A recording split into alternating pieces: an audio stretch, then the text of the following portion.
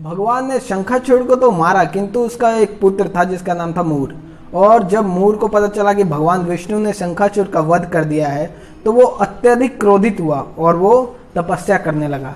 और तपस्या के पश्चात उसने शिव जी को पसंद करके, शिव जी जब बहुत ही घोर तपस्या किया उसने शिव जी को पसंद करने के लिए, तो शिव जी पसंद हो गए और शिव जी प्रकट हुए और पूछे कि मांगो क्या वरदान चाहिए तुम्हें। तो मूर ने वरदान मांगा कि मुझे शक्ति दीजिए जिससे मैं सर्वश्रेष्ठ बन सकूं, मुझे अत्यधिक शक्ति दीजिए जिससे मैं बहुत ही महान बन पाऊं। तो शिव जी ने तथास्तु कह के चल दिए शिव जी। तो कुछ समय पश्चात ही मूर अत्यंत शक्तिशाली हो गया था और मूर ने देवताओं के ऊपर आक्रमण कर दिया और धीरे धीरे वो सभी देवताओं को पराजित करने लगा। तो सभी देवता शिव जी के पास गए, शिव जी ने हाथ खड़े कर दिए। शिव जी बोले मैं कुछ नहीं कर सकता हूँ इसमें।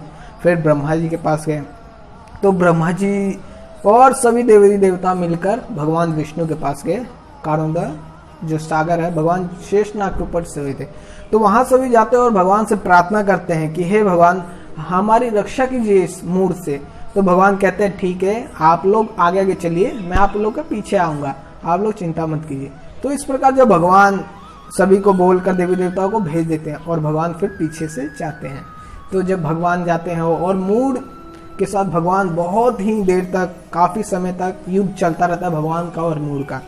तो उसके पश्चात भगवान युद्ध के पश्चात भगवान युद्ध छोड़ के भाग जाते हैं। तो भगवान, हमारे भगवान तो इस चीज में बहुत ही एक्सपर्ट है। माखन चोरी हो गया, झूठ बोलना हो गया या रण छोड़ के भागना हो गया, जिसके कारण उनका एक नाम रणछोड़ भी है। और भगवान इसी प्रकार रण छोड़ के भागने लगे और मूड उनके पीछे पीछे, भगवान आगे आगे मूड पीछे पीछे। और इस प्रकार भगवान इतनी तीव्र गति से, भगवान स्लो अपने भाग रहे थे किंतु मूड था वो अत्यधिक स्पीड से भाग के भी भगवान को पकड़ नहीं पा रहा था। किंतु जब भगवान भागते भागते एक गुफा में गए, किंतु मूड को तो भगवान आधा भगा के ही मार चुके थे, वो इतना थक गया था, अधमरा हो गया था। तो भगवान गुफा में घुस के वहां प्रवेश करके भगवान सो के और पीताम्बर ओढ़ लिए, ओढ़ के भगवान सो गए। तो मूड आया गुफा में और देखा कि अरे ये तो सो रहा है, कृष्ण विष्णु सो रहा है, मेरे डर के हमारे युद्ध रण छोड़कर आया और यहाँ के सो रहा आराम से ये। तो ये जब देखा मूड ने, तो मूड को अत्यधिक क्रोध हुआ और कहा कि ठीक है ये सो रहा है, सोते हुए इसकी हत्या कर देता हूँ। तो किंतु पहले जो हमारे भारतीय संस्कृति थी, हमने देखा और सुना है हमने कि हम देखते हैं महाभारत में या रामायण में, यदि कोई किसी के ऊपर आक्रमण करता है, मान लीजिए कोई योद्धा दूसरे योद्धा से लड़ रहा है, तो कोई तीसरा योद्धा उसके ऊपर आक्रमण भी करता है, तो उसको पहले चेतावनी दे देता है कि सावधान, मैं तुम्हारे ऊपर प्रहार करने वाला हूं, तुम सावधान हो जाओ। तो इस प्रकार वो चेतावनी देते। किंतु ये कलयुग है, कलयुग में कोई चेतावनी नहीं देता, पीठ के पीछे खंजर मारता। जैसे बाहुबली को देखिए, पीठ के पीछे खंजर मार दिया।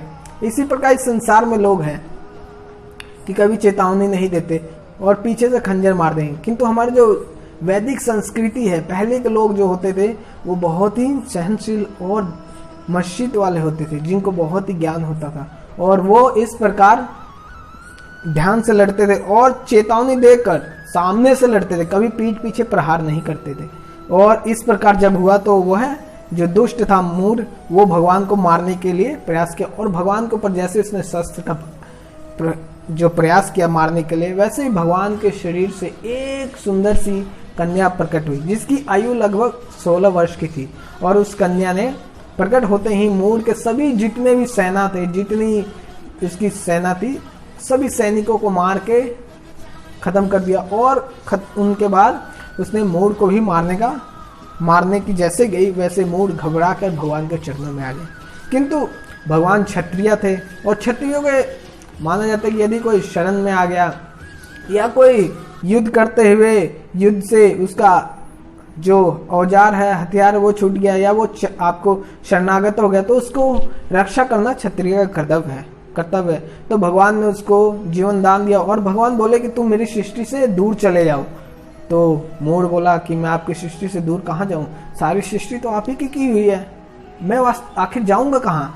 तो बोला कि नहीं भगवान, मुझे आप कहीं तो स्थान दीजिए, क्योंकि ये पूरी सृष्टि तो आप ही की है, इसमें से कहीं मेरे को एक स्थान दे दीजिए जहां मैं रह सकूं। तो भगवान बोलते हैं ठीक है मूड, मैं तुम्हें एक स्थान देता हूं, आज से तुम अन्न में वास करो। तो उस दिन भगवान ने उसको वरदान दे दिया कि तुम अन्न में रहो, और उसी दिन एकादशी था, तो अन्न में ही वो असुर मूढ़ रहने लगा। तो उस दिन ही एकादशी था, इसी कारण यदि कोई एकादशी के दिन अन्न खाता है तो वो असुर वृत्ति उसके अंदर और बढ़ती है। इसलिए हमें अन्न से बचना चाहिए। उस दिन हो सके तो फल, नहीं तो मैक्सिमम कोशिश करना चाहिए निर्जला रखने के लिए। निर्जला नहीं होता तो जल पी के रखिए, जल पी के भी नहीं होता तो फल लेके कीजिए, फल भी नहीं लेके होता तो एकादशी का प्रसाद लीजिए, किंतु अन्न का सेवन कभी मत कीजिए।